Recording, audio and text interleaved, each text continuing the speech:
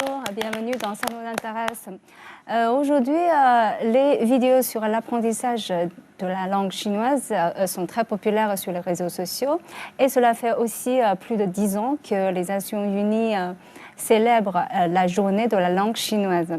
Alors aujourd'hui, nous avons dans notre émission des invités qui vont partager leur expérience d'apprentissage du chinois. J'ai le plaisir de recevoir aujourd'hui Francis Jégué, présentateur et producteur de télé. Et vous êtes surtout très connu en Chine aussi pour votre maîtrise de Shangzhen, un art traditionnel chinois qui exige un niveau de chinois très élevé. Voilà, bienvenue. Alors ensuite, Bernard Brouy, étudiant à l'Université d'aéronautique et d'astronautique de Beijing. Et vous êtes spécialisé en cybersécurité. C'est ça. Oui. Bonjour, bienvenue. Bonjour, c'est un plaisir de participer à cette émission. J'ai aussi le plaisir d'accueillir Susan Gaborio, étudiante à l'Université des langues et cultures de Beijing, et vous êtes en interprétation, n'est-ce pas? C'est ça, merci beaucoup de me recevoir. Merci.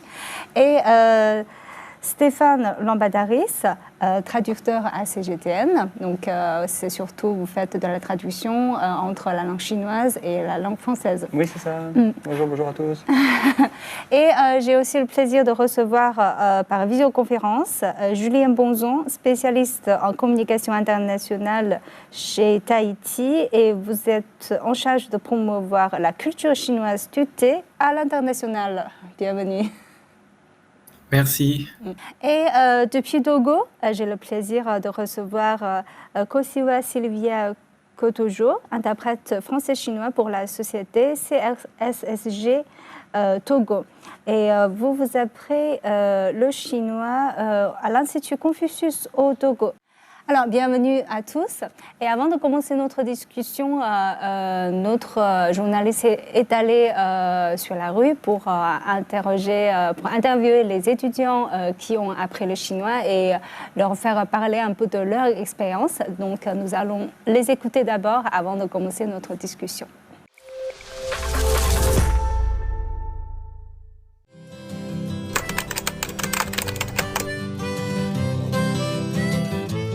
我叫李明贤，我来自朝鲜。我叫阮氏雪梅，来自越南。我叫陈运才，来自泰国。我叫大卫，来自刚果金。我叫法拉萨，我是伊朗人。我叫郝仁，来自孟加拉国。我叫瓦雷利，我是墨西哥人。我叫 Carlos， 中文名叫李萌，来自巴西。我也来自巴西。我叫苏西娜的，我的中文名字是马苏江。因为朝鲜跟中国是邻居，而且是几十年来的好朋友，我很好奇中国是什么样的，所以我就趁那个父母来中国工作的时候，我就跟着来了，然后打算学习中文。现在学习中文已经5年了。就我特别喜欢中文，而且现在中文的普及度特别高的。然后就是我爸妈也经常来中国做生意的，所以我也想，趁这个机会，然后就把中文学好。中文这个语言是，它有它自己的魅力吧。让我学习的时候感到很幸福。因为学中文不仅在中国，而且在其他国家会有更多的工作机会。因为我觉得是一个很难的语言，还有我对中国文化感兴趣。因为中国文化博大精深，然后也有很多之后也有很多工作的机会。我也打算在中国当老师。学一门新的语言当然难了，因为就是特别是汉字写起来特别难的。说难也不难，说简单也不简单，就是我个人来说就觉得发音是最难的。肯定很难，但是如果不难的话就会有意思嘛。口语和很多的生词，太难记。感受非常难，然后因为难，我感觉我学到了什么东西，我也有很大的成就感。我觉得中文最有意思的就是有很多四字成语，就是这个在中文里四字成语就可以代表一个文章的意思，也可以代表一个单词的意思。而说四字成语的话，感觉就很高级。最有意思，我觉得写汉字。我觉得中文的魅力是在汉字的，因为就是中文里的汉字一个汉字就能表现出来很多很多意思。成语最有意思，我对中文成语很有意思。我最喜欢的成语就是精雕细琢。因为我喜欢汉字嘛，所以我喜欢的中国文化就是书法。我从小就喜欢画画的，我喜欢中文的书法，有一个艺术感。我比较喜欢中国古老传统文化的诗词啊，对，唐诗宋词，然后也喜欢中国传统的音乐的那种的乐器啊，古筝，包括现在也在上古筝课。就我到了中国，然后学了中国文化，更深入了解你们的文化和习惯，然后我就更爱中国。就是我来了北京不到2个月，然后就是我也觉得就是北京人就特别热情，然后就问个路就恨不得给你带过去的那种。知之为知之，不知为不知，是知也。我觉得就是。就虽然就是知识是无涯的，但是我们可以就是不断的去努力。生命不息，奋斗不止，这个的意思就是生命就是一个终点。如果我们要不断的努力，我们要不断的奋斗，才我们得到我们的目的地。独在异乡为异客，每逢佳节倍思亲。茉莉花，好一朵美丽的茉莉花，芬芳美丽满枝桠，又香又白人人夸。我爱中文，我爱中文，我爱中文，我爱中文，我爱中文，我爱中文，我爱中文，我爱中文。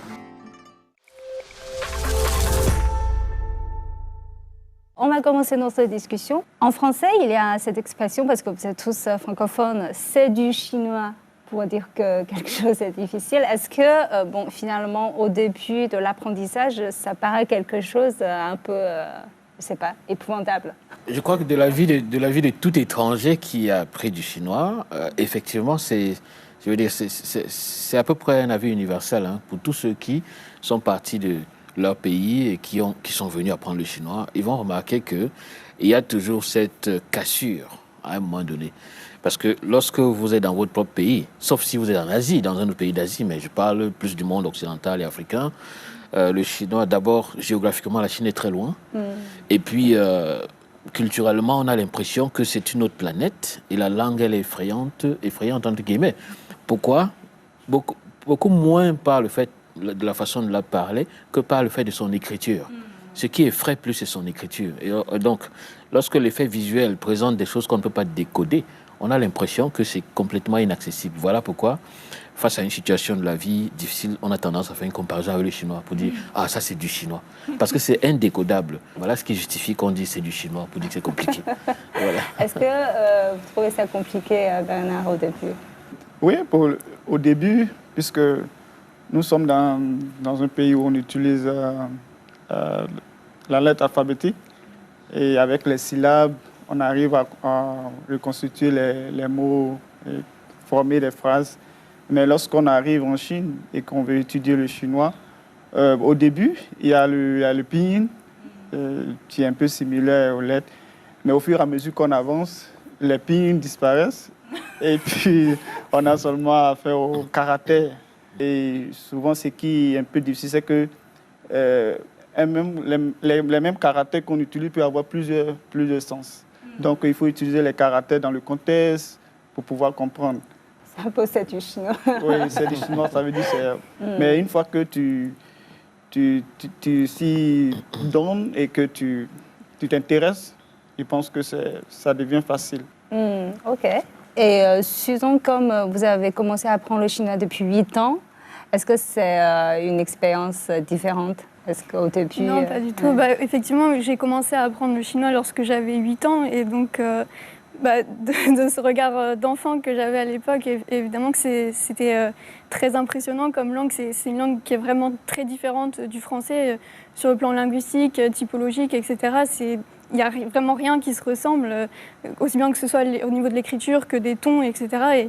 Et d'autre part aussi, on se rend compte plus tard que c'est une langue qui est très très implicite, c'est-à-dire qu'à partir de très peu de caractères chinois, on peut exprimer beaucoup de choses, ce qui n'est pas forcément le cas en français. Et oui, je pense que c'est vraiment deux langues très très différentes, c'est ça qui effraie au début. Ouais. Mais qu'est-ce qui vous a motivé de continuer? Enfin, je veux dire que si au début on pense que c'est quelque chose de très difficile.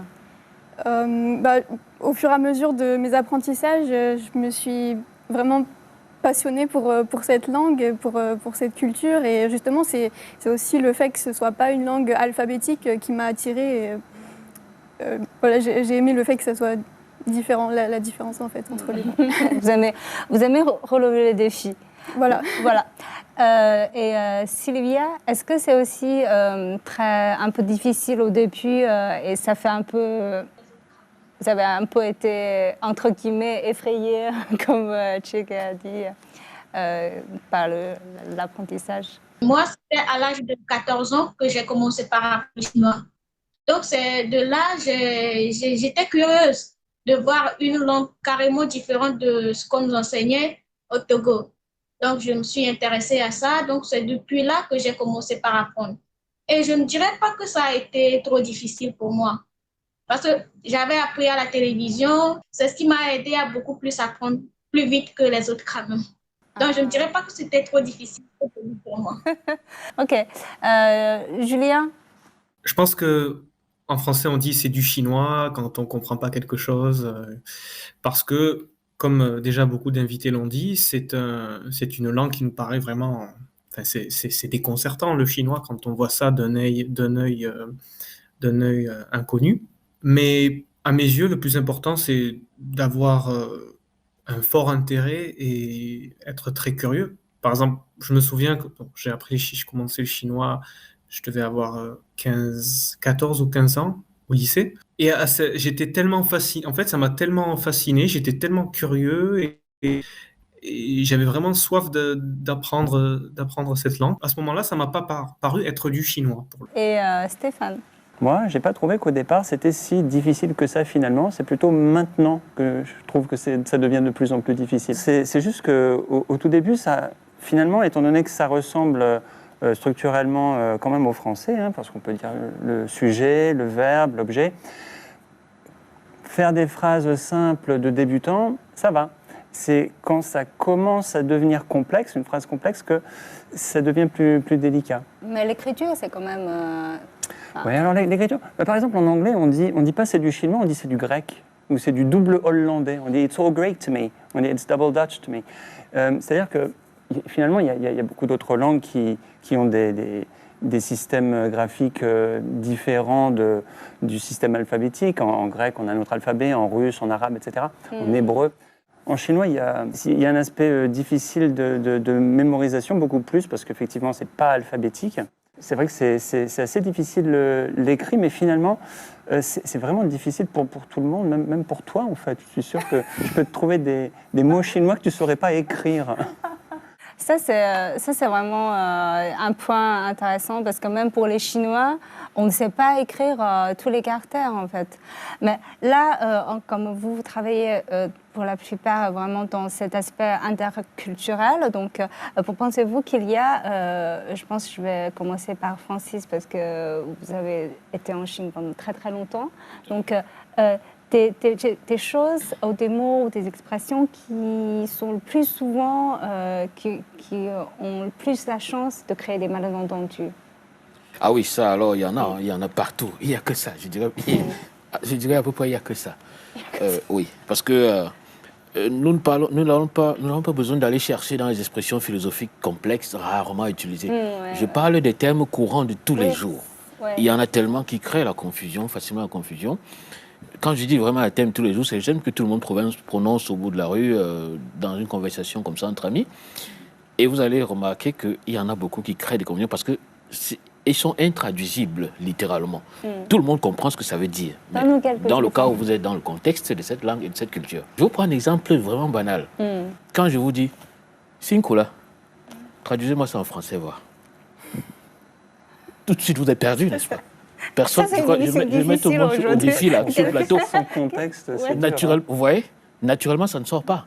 Quand vous dites Sinkula, mais tout le monde comprend. Tout le monde sait ce que ça veut dire. Quand on vous dit en chinois Sinkula. Bon, vous voyez, c'est très compliqué. Là, tout de suite, il n'y a pas un équivalent aussi court que ça en français. Dans le contexte, parfois, c'est une façon de saluer. C'est un mot de salutation. Parfois, c'est une façon d'encourager. Parfois, c'est une façon de juste vous signifier une reconnaissance. Ainsi de suite. Donc, il n'y a pas un équivalent immédiat. Et ça, c'était un exemple. Je vous en prends un autre encore que tout le monde connaît bien. En chinois, très souvent, quand un ami vous appelle, ou une amie, la plupart du temps, on vous dit « Kamana ». Tout le monde comprend. Mais vous ne pouvez pas traduire ça littéralement en français parce que ça choque un peu. Littéralement, ça veut dire « Qu'est-ce que tu es en train de faire ?» Or, en français, nous ne disons pas ça quand on salue les gens. On peut dire « Allô, bonjour, oui, qu'est-ce que tu fais ?» Il pense qu'on veut savoir ce qu'il fait en ce moment. Mais le Chinois ne veut pas savoir quand il dit « Nigamana » parce que littéralement, ça veut dire « Que fais-tu maintenant ?» Mais en fait, sémantiquement, ce n'est pas ce qu'on veut dire. C'est une juste façon de dire « Ça va ?» C'est comme en anglais, on dit « What's up ?» Hey, what's up? What's up? It doesn't mean what is up over there. No, it just means like how are you? Donc voilà le genre de petites choses qui créent des confusions. Et ça me rappelle que quand les Chinois se rencontrent, on dit souvent «吃过了吗» Je pense que, est-ce que vous avez mangé? Je pense que ça donne beaucoup de confusion. Voilà, «吃饭了吗» oui, ça veut dire « est-ce que tu as mangé ?»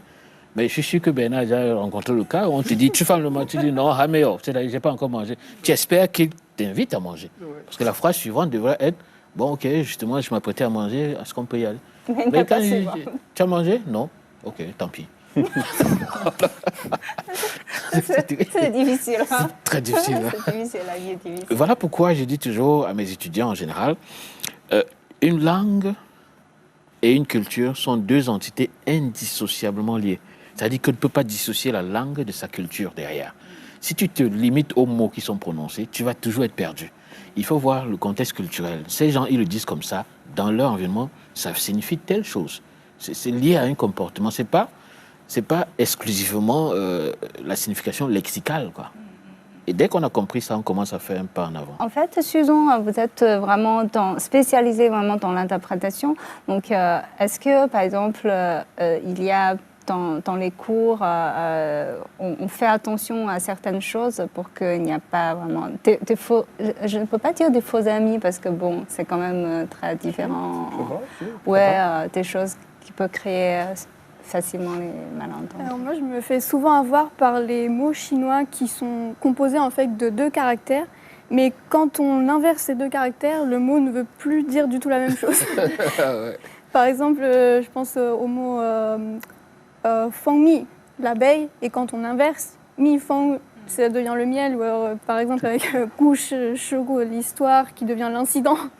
Et je me fais souvent avoir par ce type de mots-là, ou aussi par les homophones, enfin les mots qui se prononcent exactement de la même chose, exactement pareil avec le même ton, mais qui ne veulent pas dire la même chose. Par exemple, le mot, je sais pas, tiro, qui veut aussi bien dire la viande de poulet que les muscles. Après, en fonction du contexte, en général, on arrive à comprendre la signification, mais c'est pas toujours évident quand même. Et à part ça, il y a évidemment les changyu, les expressions chinoises à 4 caractères qui sont parfois très très floues, où il faut connaître l'histoire derrière pour pouvoir les comprendre. Et Sylvia? Oui, personnellement, j'en ai plein. J'en ai rencontré beaucoup. Par exemple, quand on était à l'Institut Confucius, on nous apprenait les mots « 出去 »,« 出来 »,« 过来 ».过去。Mais ça pose confusion quand on apprend ça, on entend ça, tu ne sais pas si tu dois venir ou bien tu dois sortir. Et parfois, tu as l'impression que le professeur est en train de dire la même chose. Dans cette situation, tu dois voir la position de la personne avant de savoir où aller.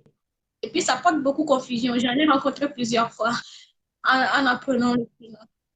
Mais maintenant, ça va parce que j'ai beaucoup passé du temps avec les Chinois là où je travaille. Donc, avec le temps, je me suis habituée à leur manière de parler et autres. Alors, ça m'amène à une question, parce qu'on parle beaucoup de contexte, en fait. Est-ce que, vous travaillez beaucoup dans l'échange interculturel, donc pensez-vous que la maîtrise d'une langue est équivalente de « je comprends la culture » ? Je crois que, comme je l'ai un peu évoqué tout à l'heure, langue et culture sont deux entités indissociables.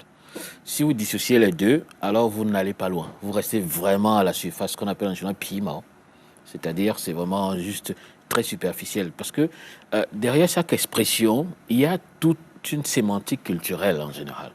Donc, il y a beaucoup de gens qui disent « oui, je maîtrise la langue, même si je ne comprends pas leur culture et tout ». Ah non, c'est que vous n'êtes pas au niveau de la maîtrise. Vous comprenez pour communiquer vaguement, mais alors vaguement. Parce que, comment vous dissociez les deux? Lorsque vous communiquez avec des gens qui sont natifs d'une langue et vous n'entrez pas dans leur esprit. Je parle par esprit ici, j'entends par là leur façon de ressentir les mots. Les mots, c'est vraiment... c'est très lourd. J'ai quand même l'impression que ces dernières années, on a ce phénomène que de plus en plus de gens apprennent le chinois, mais je rencontre quand même beaucoup de gens qui se disent que tiens, je maîtrise la langue, donc je connais bien la Chine. Oui, c'est une façon de parler. Juste, ce n'est qu'une façon de parler. Mais s'il faut être strict là-dessus, sur la signification, on ne peut pas dire qu'on maîtrise une langue si on n'en connaît pas la culture derrière. Mais cela dit, personne ne peut non plus avoir la prétention de maîtriser une culture, surtout une culture qui n'est pas la sienne. Parce que même vous, chinoise, je suis sûr qu'il y a des aspects de votre propre culture que vous ne pouvez pas prétendre. C'est difficile chez tout le monde. Voilà, personne ne peut. Par exemple, je ne sais pas. Je prends un exemple, hein. Vous êtes dans le journalisme, vous connaissez beaucoup de choses liées à, je sais pas, aux informations et autres, mais je ne suis pas sûr que si je vous amène sur la calligraphie chinoise, vous allez connaître toute l'histoire derrière, les 5000 ans de machin, tout ce qu'il y a derrière la calligraphie. Si je vous amène maintenant sur le terrain de l'opéra chinois, c'est pas sûr que vous serez là-dedans jusqu'à fond, vous voyez. Mais vous êtes au courant, vous savez que voilà, il y a l'opéra chinois, il y a ceci, on fait ça, les voix sont celles-ci, les masques, les mouvements, les chaînes d'or, tout ça. Mais maintenant, allez parler de maîtriser la culture à fond. Chacun, il va jusqu'au niveau où il peut. Mais quand même, pour revenir simplifier la question, je dirais, quand vous apprenez une langue étrangère, surtout étrangère, vraiment faites tout pour vous imprégner également de la culture qu'il y a derrière. Ne dites pas, voilà, moi, j'aime pas leurs habitudes, je préfère me contenter de leur langage et je n'étudie pas leurs habitudes. Si vous faites ça, allez en France, vous vivez en France, vous parlez du français, vous ne voulez pas penser comme un Français. Vous n'irez nulle part en termes de niveau. Parce que la langue, ce n'est pas que ce qu'on prononce là, c'est tout un ensemble. Je veux dire, c'est une mixture culturelle plus profonde que ça. Voilà. Et Stéphane, je voudrais revenir vers vous parce que vous avez une femme chinoise, donc vous vivez en Chine. Donc, quel est votre regard sur, à travers la différence de langue, la différence de pensée?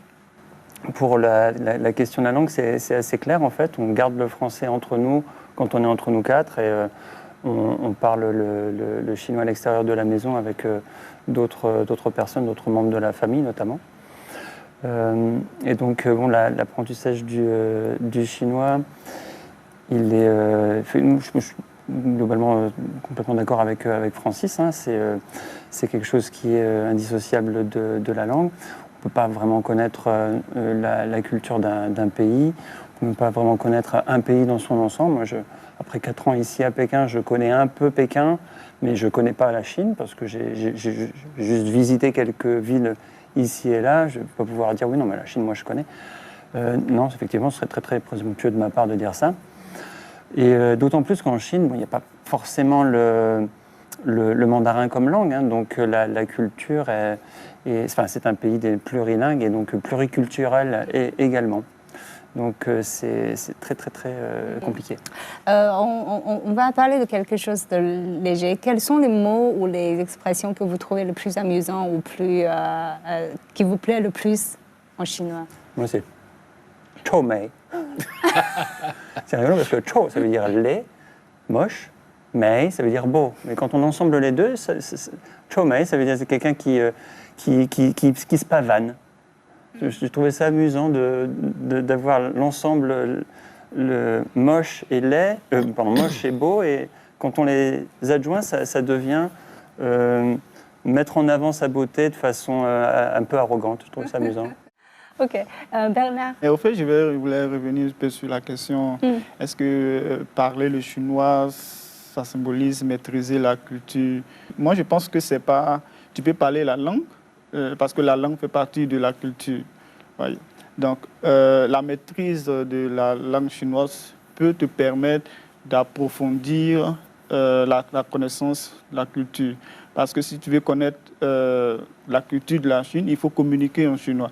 Donc, la langue chinoise nous permet de communiquer, peut-être s'approcher des vieilles personnes. Quand tu vas là-bas dans les villages, dans les campagnes, tu veux savoir, par exemple, comment on fait le mariage, comment on fait la dot en chinois.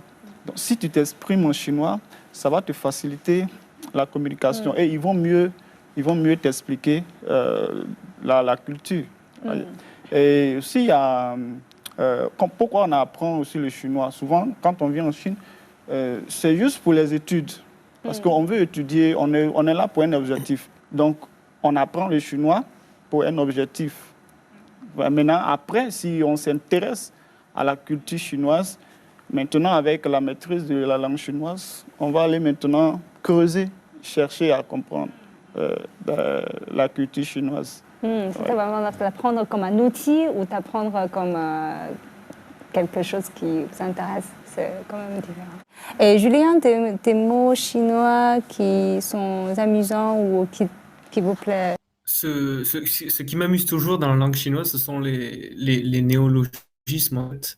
Parce que je trouve que la langue chinoise est assez malléable, je dirais, plus que la langue française ou que les langues que je connais à ce jour. Et voilà, on a tout le temps sans arrêt des néologismes qui ressortent comme ça, comme par exemple tramping ou des mots que l'on voit régulièrement. Et j'ai l'impression, à ma connaissance, que voilà, en français, par exemple, on en a moins et que la langue chinoise est plus facile à construire, ouais. Peut-être parce que l'on a des idéogrammes, des caractères chinois et que l'on est moins limité avec... par rapport à un alphabet. J'aime bien, par exemple, les mots chinois. Bon, c'est des mots pas récents, hein, mais Yue Guangzu ou alors Di Touzu. Voilà, je pense que c'est assez intéressant parce que si on veut se servir du français pour exprimer ce sens-là, ben, en fait, on va expliquer, on va devoir écrire une proposition et expliquer. Alors, ce sera, ou alors, plus difficile de trouver un mot. Voilà. Et Sylvia? Alors, moi, ce qui m'amuse souvent chez les Chinois, j'apprends beaucoup de mots. Et une fois, je suis tombée sur les raccords. Les Français appellent ça les virlangues. Ça m'intéresse beaucoup. Ok, Sylvia, donne-nous un exemple. Un exemple de raccords, de virlangue. Par exemple, Hua Feng Huang. 粉红墙上画凤凰，凤凰画在粉红墙，红凤凰，粉凤凰，红粉凤凰，花凤凰。 En tout cas, l'apprentissage est très, très amusant et c'est un défi pour les gens qui aiment bien relever les défis. C'est ça. Et je vous remercie beaucoup d'avoir participé à notre émission et partagé votre expérience dans l'apprentissage du chinois et je vous remercie. Et je vous remercie d'avoir suivi notre émission. À la prochaine.